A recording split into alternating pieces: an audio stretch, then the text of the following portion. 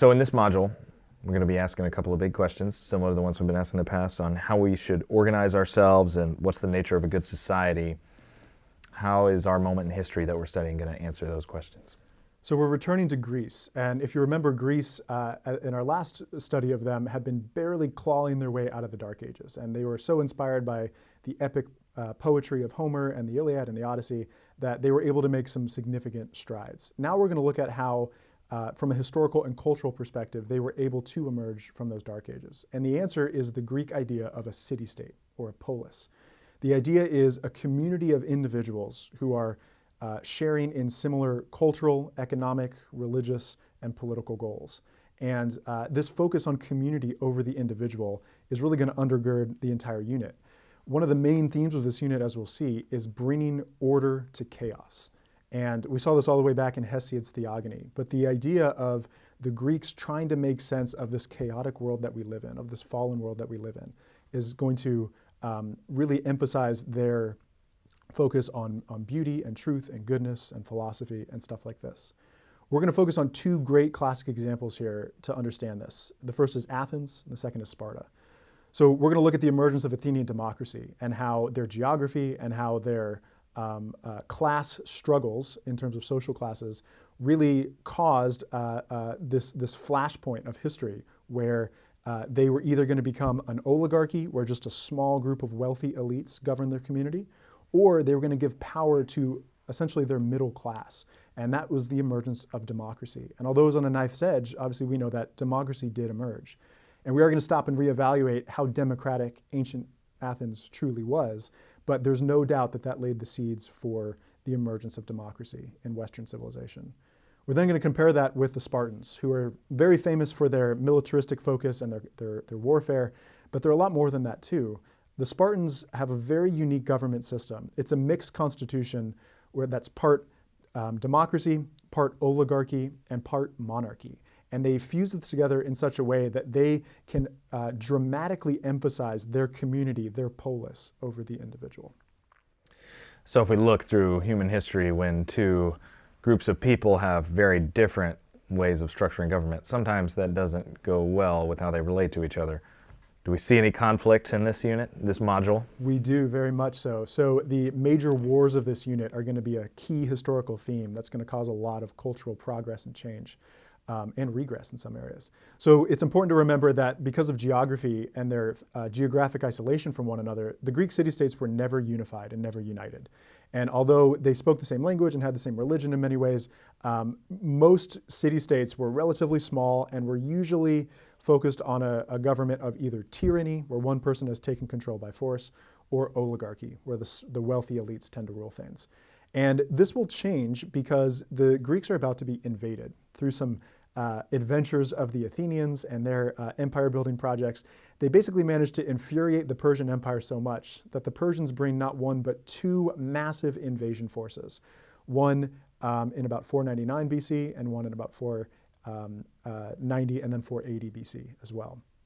And so these great invasions are going to be a catalyst for unifying different parts of the Greek people.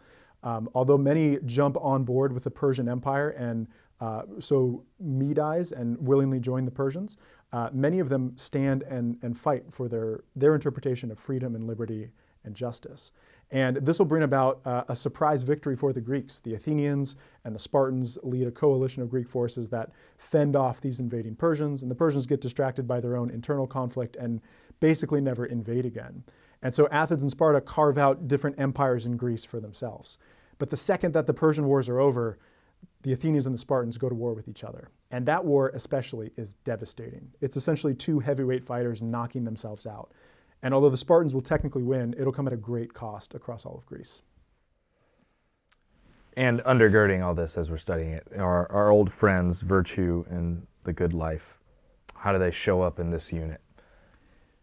Very directly. The devastation and ruination of the Peloponnesian War caused a lot of Greeks to challenge the existing government systems, to challenge their existing religious systems, and to challenge the answer that they had always historically given to the good life for human beings. And actually, the Peloponnesian War saw the birth of some major philosophical movements. In fact, really the biggest in the history of the West. Socrates himself fought in the Peloponnesian War.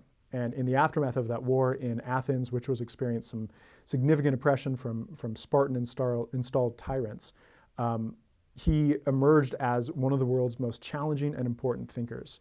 So Socrates would go around and ask people fundamental questions about life. And he would challenge them to maybe realize that they don't know as much as they think that they know. He'd go up to people and say, what is justice? What is beauty?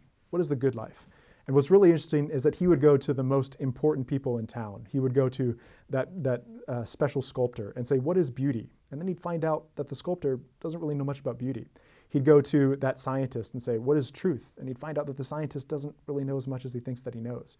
And so the idea here is Socrates challenges what human beings think that they know. And he gets us to use his method to ask questions about the world around us and to realize that we don't know all that we think that we know, and that virtue is knowledge, and the unexamined life is not worth living.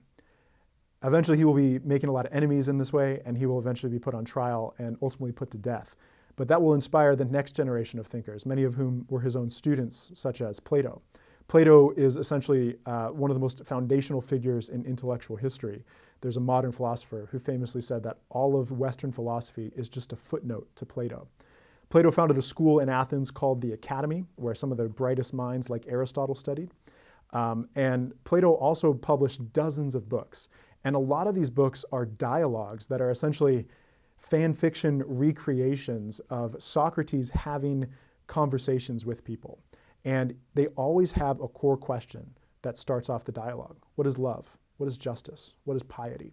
We're going to be looking especially at that question of what is justice. And that's the most famous book perhaps of Plato called The Republic. And we'll read selections there and we'll talk about his allegory of the cave, where Plato challenges people to realize that we can still pursue truth and knowledge and beauty even though we don't know as much as we think that we know.